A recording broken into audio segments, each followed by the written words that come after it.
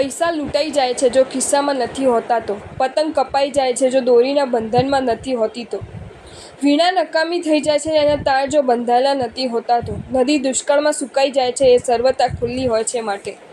આપણને તળાવની એક મજેની સલાહ છે, દોસ્ત, તારી પાસે સદ્ગુણોનું જે પણ અજળ હોય એને જો તું સુરક્ષિત રાખી દેવા માંગે છે તો તું મને આંખે સામે રાખજે.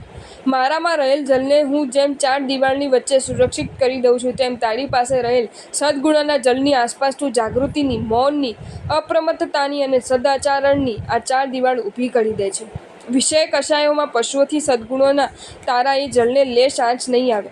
પ્રલોભનોનું વાવાઝોડું પણ એને કંઈ જ નુકસાન નહીં કરી શકે. જો તમને આ વિડીયો ગમ્યો હોય તો આ વિડીયોને લાઈક કરો અને મારી ચેનલ જૈન ફેક્ટ્સ એન્ડ સ્ટોરીઝને સબસ્ક્રાઈબ કરો. ધન્યવાદ.